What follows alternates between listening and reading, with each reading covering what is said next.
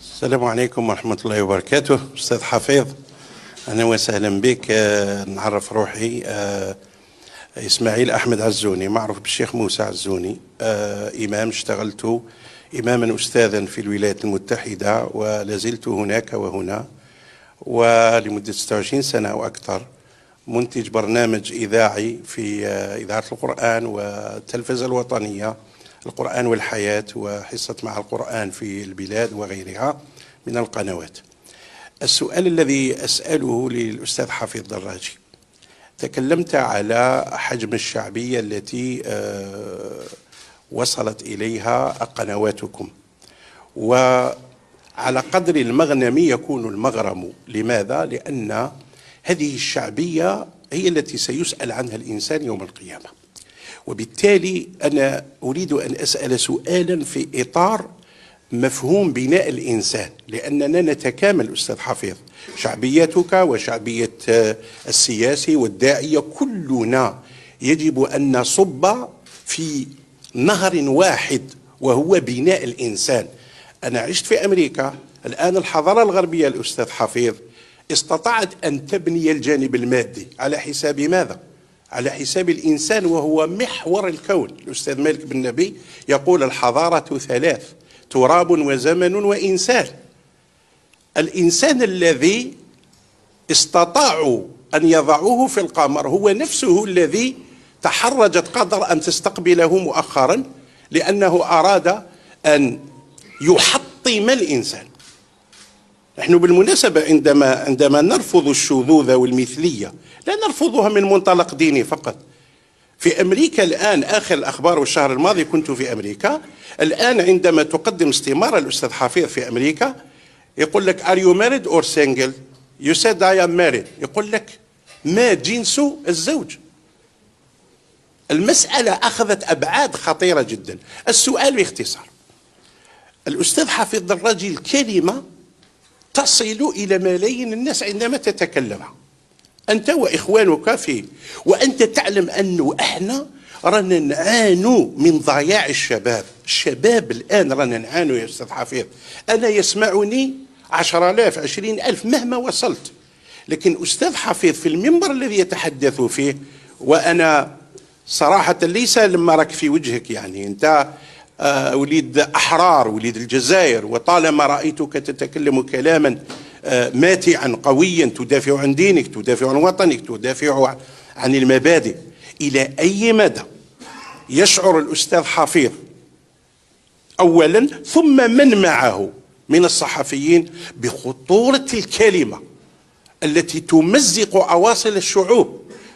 ولعلك تفهم بعض ما أقصده حين ثارت بعض الشبهات بأن الصحافي الفلاني ضد حفيظ، وحفيظ يدافع عن كذا والآخر يدافع عن بلده، وصرنا نحن في المساجد مطالبون بأن نقول إن الشيطان قد يئس أن يعبده العرب في جزيرتهم ولكن لم ييأس من التحريش فيما بينهم.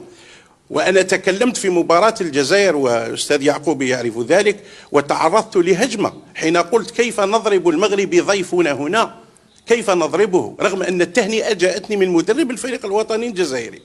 أولادنا 17 سنة في آخر مباراة ضربوا هنا، الجزائريين مع المغاربة.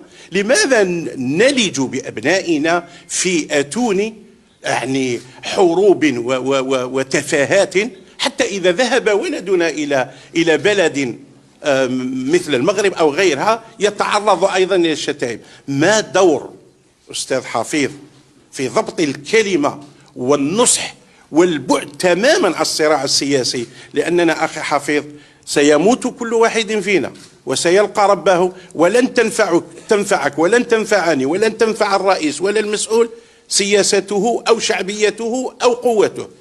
راح يحطونا كامل في البحر، عفوا في القبر، ونسأل يوم القيامة ماذا فعلنا.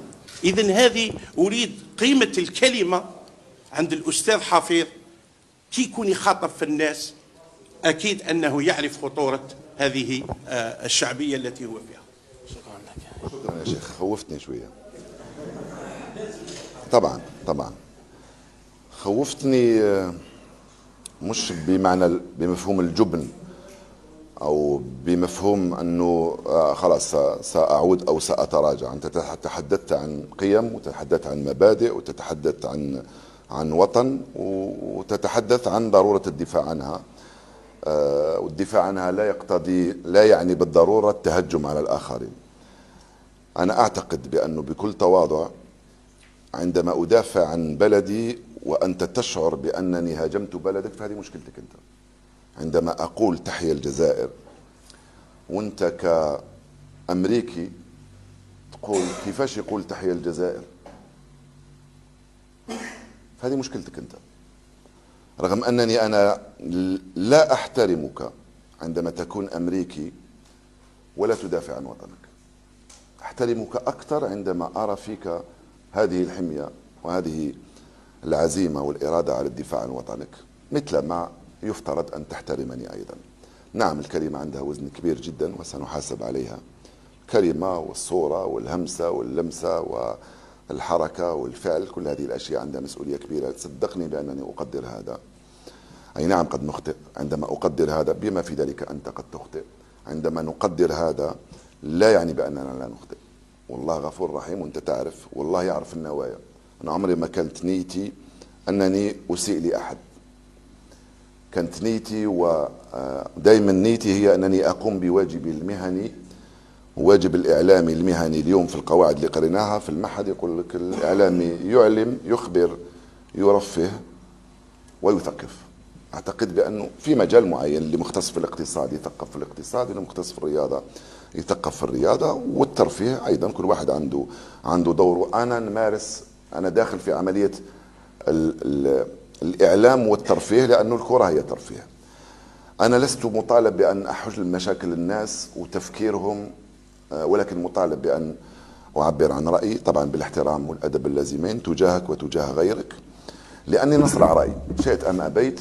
أنا لم أختار هذا الأمر.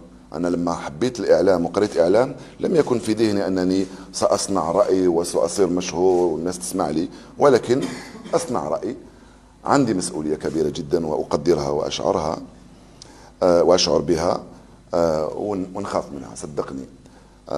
لذلك أنا أنصح زميلاتي وزملائي وأنصح نفسي كذلك أننا لا نسب ولا نتهكم على الناس. قد أنتقدك، نقول بأنه الإمام هذا والله يطول. احنا عادة في الجماعة نقول هذا يطول الجمعة، عادي جدا ما فيهاش إساءة. يطول تقول له علاش، يقول لك لا وفيه شيوخ يحصل في شيوخه هو عليه هو. يقول لك لا شيوخه ما يشدوش الوضوء مش عارف واش. فالإمام هذا يطول، ما فيهاش إساءة. ما أعتقدش بأنه فيها إساءة وترد علي ممكن بشكل. بالنسبة الذي حدث في مباراة كرة القدم، شيخ هذا يحدث في كل مباريات بما في ذلك في الجزائر. اليسمى المولودية فيها لبقى، هذه ظاهرة موجودة، تقول لي لسبب أو لآخر موجودة حتى داخل الأسرة الواحدة. موجودة حراك. أنا اليوم بنات أختي في زوجي يتدوسوا على حاجة بسيطة يعني. فأمر وارد جدا أنه يكون في ملاعب الكرة. تقول لي كيف نتعامل معها، كيف ننصح، كيف نتجنبها، كيف نشجع الشباب على قبول الآخر، كيف نشجع الشباب أيضا على تقبل الخسارة ولكن لا يفشل ولا ينكسر ولا ينهزم. الخسارة واردة في الرياضة وفي الكرة، المهم أن النهوض. ولكن أنا نقول لك بأنه خوفتني وخليني نفكر دائما في أنه لازم ناخذ حذري. أما إذا انتقدت بالماضي ولا بالليلي ولا محرز، ما اعتقدش بأنه ربي حاسبني على أمور مثل هذه. نقول بأنه اليوم محرز لم يكن في المستوى، وهذا أمر عادي جدا. وشكرا على حضورك وشكرا على سؤالك، بارك الله فيك.